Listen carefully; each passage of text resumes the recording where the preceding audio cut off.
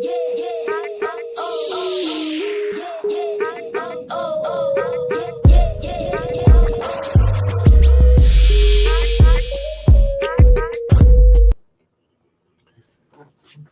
everybody, it's Dr. Rick. I'm back. Wealth Building Wednesdays. We're bringing back theme days. I told you this on yesterday.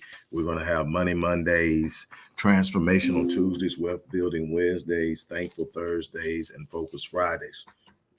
And we're going to use those days to focus on specific themes. So if there's something that you really are centered on, or something that you really want to gain traction in, you know what day to tune in if you're not one of those who tune in on every day. For those of you who tune in and check me out every day, much love, much appreciation. I hope that you're really getting blessed. Wealth Building Wednesdays. Say, well, if you got Money Mondays, why do you have Wealth Building Wednesdays? Money Mondays is more about making money.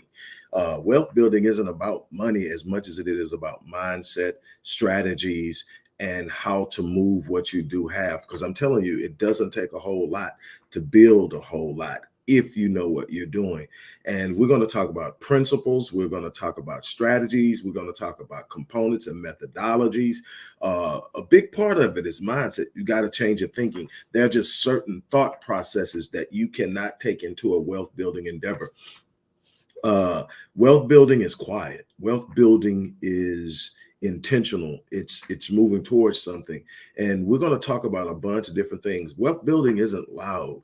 Wealth building creeps. Wealth building moves. One of the things that I remember hearing or reading, definitely probably not here, probably reading, Nelson Rockefeller said, the goal is to own nothing and control everything.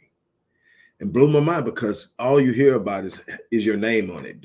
Is your name on it? And we get real big and caught up in is your name on it. We're going to talk about ways to protect your assets. And one of the ways is not to have your name on it. And we're going to talk about a bunch of other things that's so important in building wealth and longevity and how it's done. We're going to talk about the difference between liquid assets, soft assets, and hard assets, and why there needs to be a diversification, but we need to stay away from currency. We're going to talk about all of this stuff over the next year. I'm excited about it, but what we're going to talk about today is one of my pet peeves. One of my pet peeves is, and when I researched the 20 most wealthiest people in the world and looked at their interviews, looked at their common themes. When I searched and read all the books that I've read over the years, one of the things that keeps popping up is how few people take advantage of compound growth. And here's why.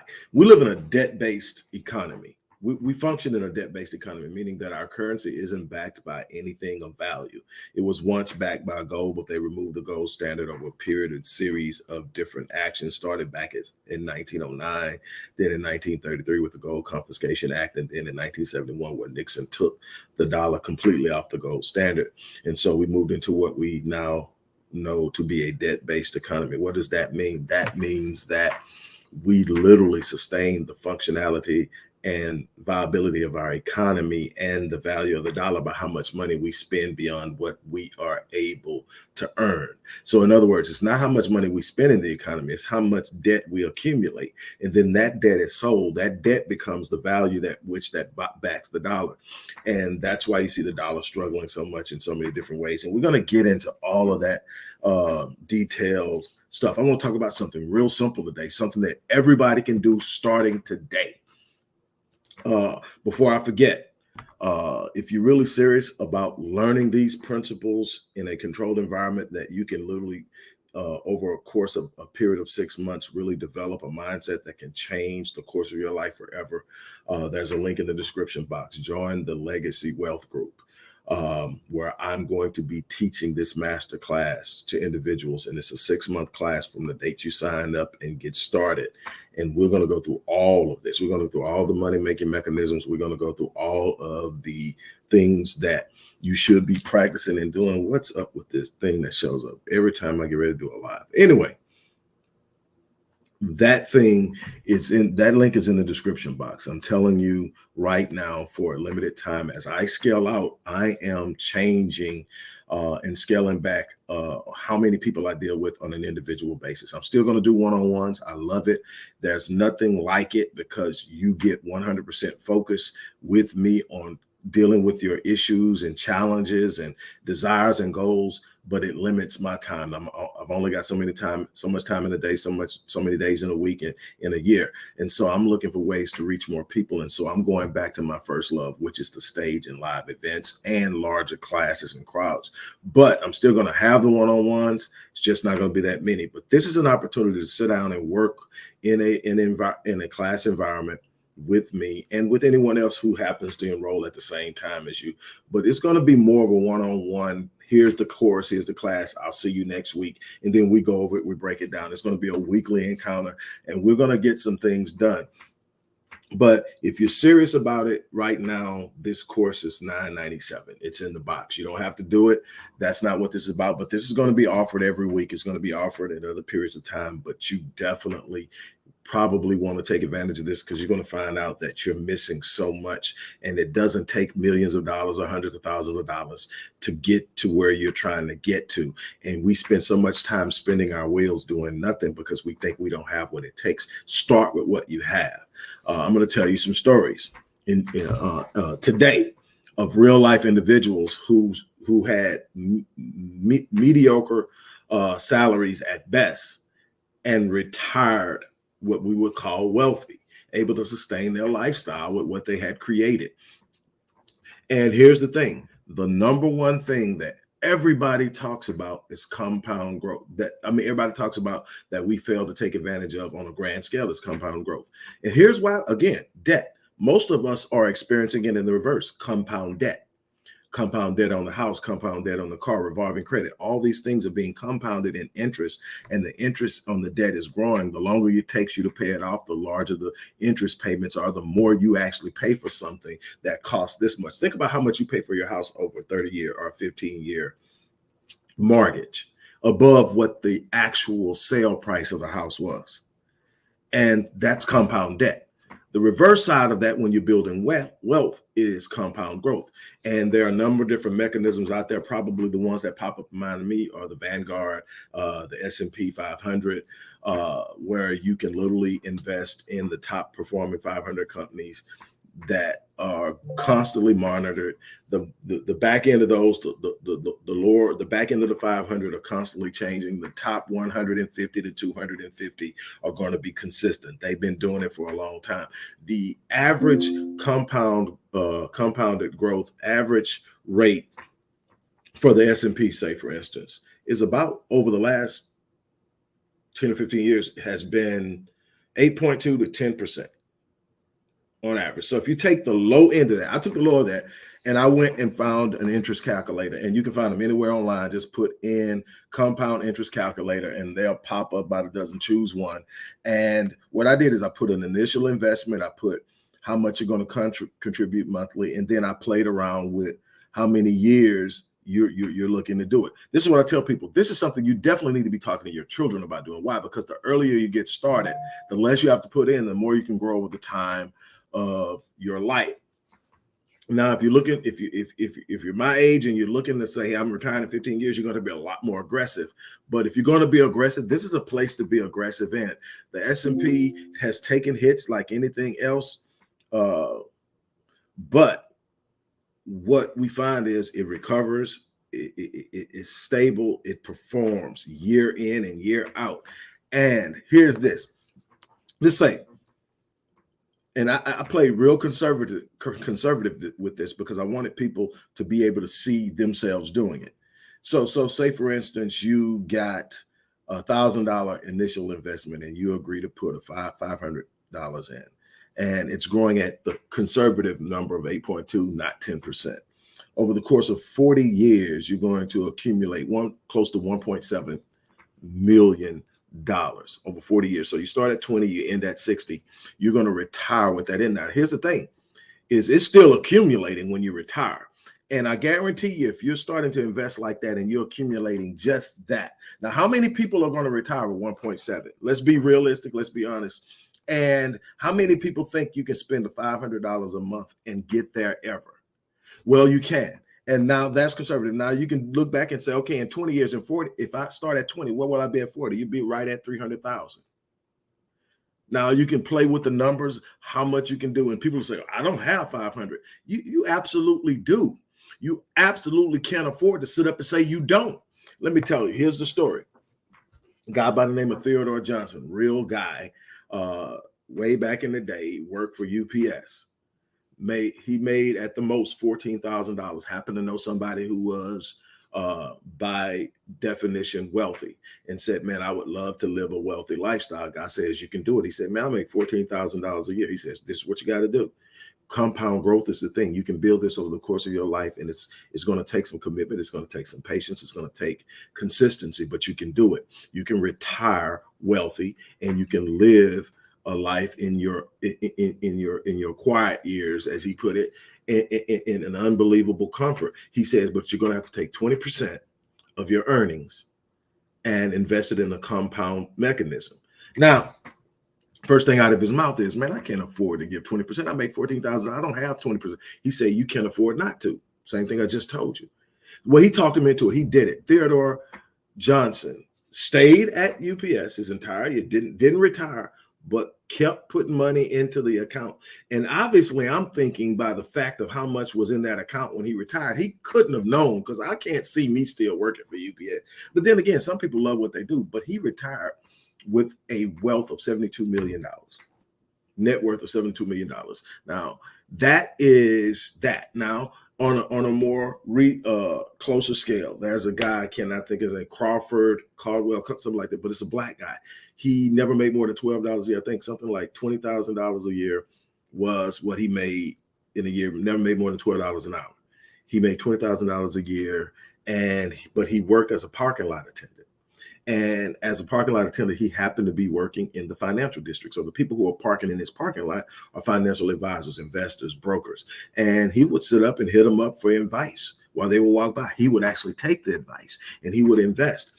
When he retired from his $12 an hour job, he had a portfolio worth close to what, 500, 700,000, but he had then paid off his home, had put his kids in college, and he was still growing it.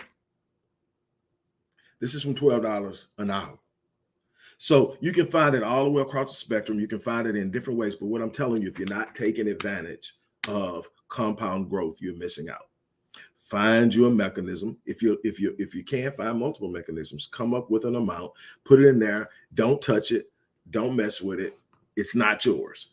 The money you're going to put in is not yours. So you should find a way to automatically put it in. It's not yours. It's for the future. It's what you're building for the future. Whatever that is, if that's retiring at your 40s, that's fine. If it's retiring when you're 60, that's fine. If it's for your kids' college fund, and for your kids' marriage, or set your kid up with their first house, whatever it is, that's what it's for. So what you do is you put it there and you let it grow. Because the big thing about wealth that becomes power is not simply building something that you have. Yes, you should be able to enjoy the fruit of your labor, especially if you're the first generation of wealth builder, because nobody passed you anything. So you're going to have to take some of that fruit and live off of it, and you should enjoy the fruit of your labor. But the goal is to, number one, teach the children what you are learning so that they are prepared, and then you underwrite their start in life. They should not be starting at ground zero the way you started. They should not be starting at the beginning and having to build everything you built over the course of their life. They should have an advantage. That's how you have this wealth gap, this racial wealth gap. Everybody wants to talk about it, but that's how you have the racial wealth gap. Is our kids, no matter how smart, no matter how well we do, tend to be starting out real close to where we are. And when I talk to them and get an understanding of what they're going, a large portion of them are going to have their first homes underwritten, if not the entire house, a down payment. We're talking on average anywhere from $50,000 to $100,000 of the cost of their home is being funded by either mom, dad, or grandparents. Okay, that's how you pass down wealth. That's how you underwrite the beginning of wealth. There are also going to be trusts and funds set up for them and for the grandkids that says when you get this age and you have met these particular criteria, this money will be given to you. Sometimes it's just turned over and signed over. Other times it's going to be handled by a trustee who's going to run the trust for a certain amount of years or through the duration of the trust to ensure that there are always funds in the trust. And what does that mean? At no time are my children ever going to be without? Why? Because I've set up a trust that carries them and supports them the rest of life. Whatever they do, they're building for their children. They don't even have to live off their money because I've set them up. That's generational wealth. That's how you're going to, but you have to start somewhere. Where do you start? You start by understanding that you can't spend everything you got. And wealth isn't about what you drive. Wealth isn't about what you wear. Wealth isn't about the type of bag you have on your arm, the type of watch you have on your wrist, the type of vehicle you drive. Wealth is about the ability to sit up and determine the lifestyle you want to live and then have your money pay for it.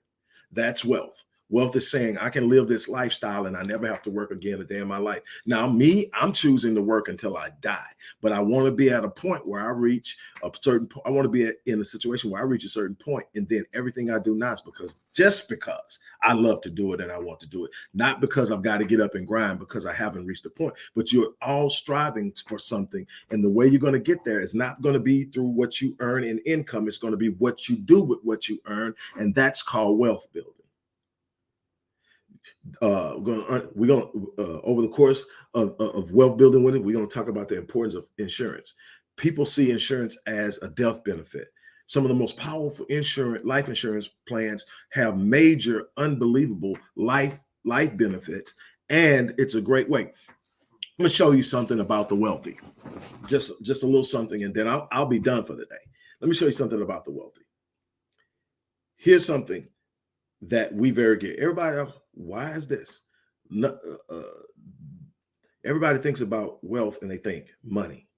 Now, you need a certain amount of liquidity because certain things have to be paid for, and the only way that they will accept it is in cash payments or some form of cash, whether it's digital or actual currency. So you need some of that on. But if you look at most of the wealth of the extreme wealthy isn't in their bank accounts. It's in put it like this. It's not a representation of a true asset in the determining of your net worth if it cannot be used as collateral and it cannot be insured. So if it can't be insured and can't be used as collateral, it's not really an asset. So it's something to think about. Now check this out. Automobile collections, jewelry collections that can be insured, art is huge. That's why you see them spending millions of dollars on paintings, because they're going to insure it. But here's the thing, and I'm saying, okay, so it's insured. What?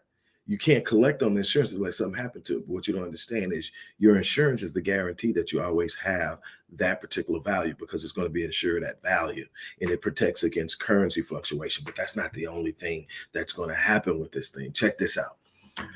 Go back 30 years.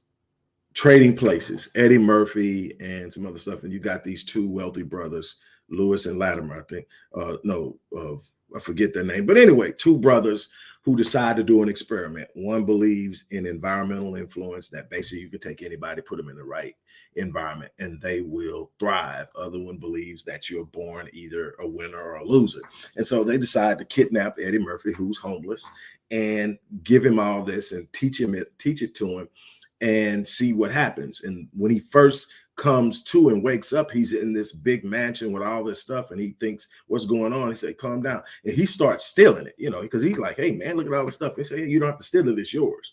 So you telling me all this stuff is mine? And they tell him, yeah. So he takes this vase and he slams it on the floor and says, so that's mine? I said, yeah. And then one of them says, that was a $50,000 vase. And Eddie Murphy looks like flabbergasted at the amount they spent on it. And then the other one says, that's okay. We spent 50,000 on it, but we insured it for 70. Say that again. Wait a minute. You bought it for 50 and immediately increased the value in case of loss by insuring it for 70. And nobody taught us that game. Ain't nobody taught us all the different ways that we can build wealth, protect wealth, store wealth, and pass down wealth. Nobody taught us about living trust. Nobody taught us about how to construct trust to be able to protect assets, pass down assets, and avoid our estates ending up in probate. All of that stuff is there. All of that stuff is just as available to the average hourly worker as it is to someone else. Now, obviously, when you're starting small and you got to be aware of what's going on. The question is, how much are you willing to sacrifice? How uncomfortable are you willing to be right now so that that can be great comfort, not just for you, but for those who follow from you, who are an extension of you by way of children, grandchildren, great grandchildren, and so forth. This is immensely important that we gain an understanding of this. There's so much out there to be learned. There is so much. The link is in the description box. It's at the bottom. It should be at the top and at the bottom. But I will definitely email the link to you at katrina@allocate.com. And here's the thing. And thank you. Here's the thing. Everything that is necessary to do this is available, but you got to go out and find it. It's not going to be readily handed to you. It's not going to be surrendered to you. It's something that you've got to go out and you've got to be willing to grab. It's something that you've got to be willing to seize. It has to be something that matters to you enough to do it. Like Theodore Johnson, his first assessment was, I can't afford to give up 20% of my income. But look what happened because he made the decision to make the sacrifice. It's a mindset.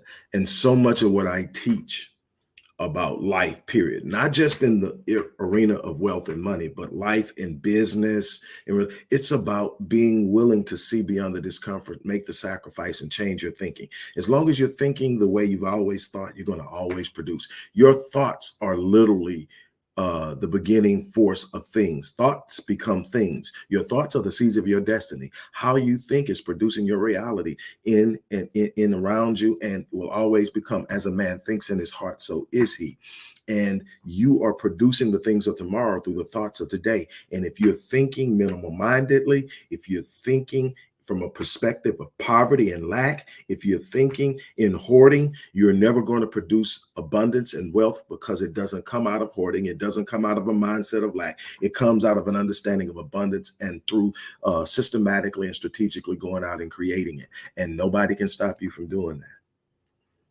But you're going to have to be willing to start. Look, I mean, what I put in this calculator, most people can do if they really wanted to.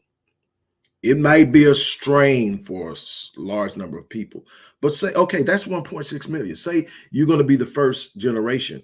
And you really, really are struggling, and so you can only put 250 in a month. That's still what, 800,000, almost $1 million that you get to pass down. We have a lot of ground to make up. Because let me tell you something about power. Everybody talks about money is power. No, money in relation to money is power. What does that mean? That means that having $1 million means nothing when I'm sitting in a room full of billionaires. I have no leverage, no power, no influence. So I better have something else if I want to play in that arena that gives me value, that matches what they have in the way of traditional wealth.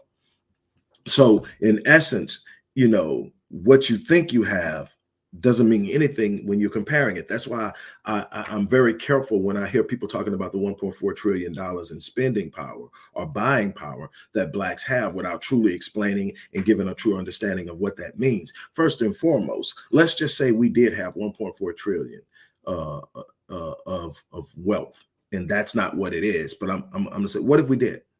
Then we must measure that wealth that we say we have in relationship to the overall wealth. Well, 1.4 trillion in an economy that's about 105 trillion isn't that big. We're still where we started back at the end of slavery, at about 1% or less than 1% of the wealth of this country.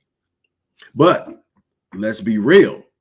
This is 1.4, and you got to be very careful and paying attention to what's being presented to you.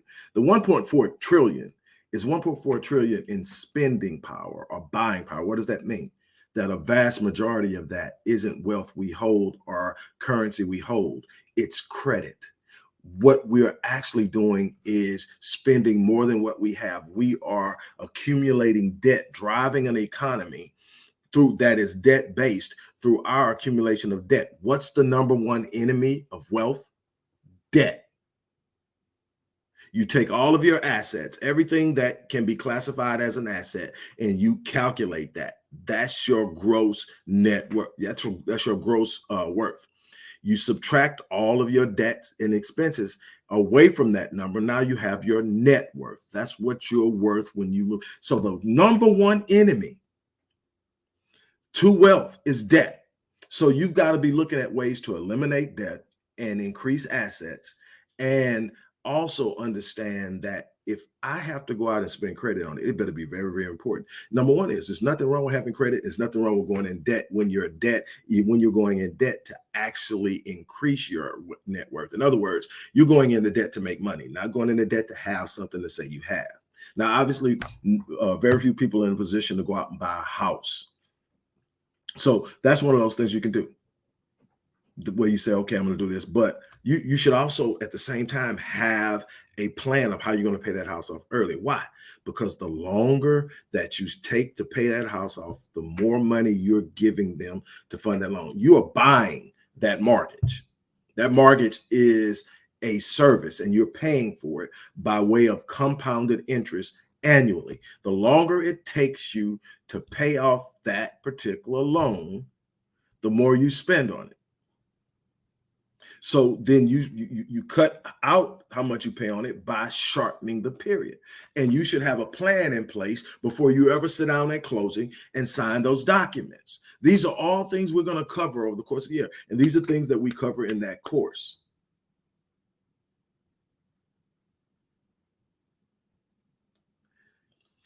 So again, if you don't have a way that you're practicing compounding growth, for easiest way to start, and we cover a lot of different ways to do this, but easiest way to start is through an index like the S&P, the Vanguard, an index where you got all of these companies put together, and together they function and provide a pretty stable function. Some are going to struggle, some are not, but they're constantly being, the back end is constantly being exchanged for the better performing company that's right behind them. And so there's always a fluctuation of companies on the back end, but on the front end, you got these heavy hitters that's been doing it for years. And it's a solid thing. Now, it's nothing that you're investing in is ever going to be foolproof. One other thing that I want to stress about the Legacy Wealth program is that there aren't going to be any investment opportunities offered. I'm not trying to get you to invest in anything in this group. There aren't going to be any packages, anything like that. This is teaching you how to understand the wealth building process, how to understand how markets behave, understand currency fluctuations and currency and how they compete with one another, and how to pay attention to all that, because the value of the dollar is at jeopardy, and we need to understand what happens. What happens if the market collapses? It's going to recover. It always does. What happens if the dollar collapses? How cash heavy are you as far as your total assets? The dollar crashes, you are flat screwed if everything is about cash. That money in the mattress is about to be jack zilch.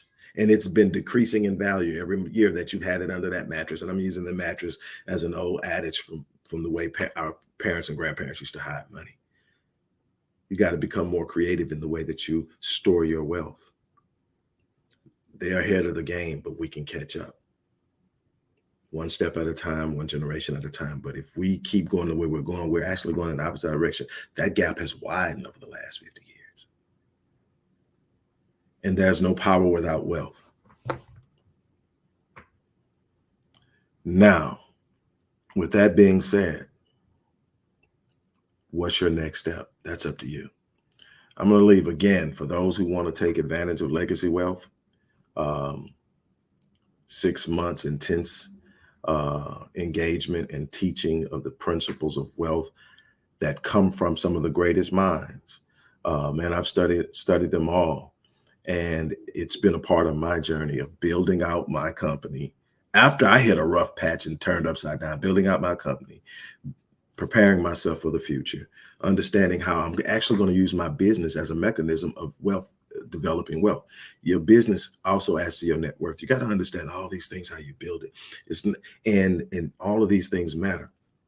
But instead of, I mean, one of the things that just blew my mind is that Warren Buffett, one of the people that everybody talks about when they say this, man, I've studied Ray Dalio, David Swanson, who took, if I'm not mistaken, it's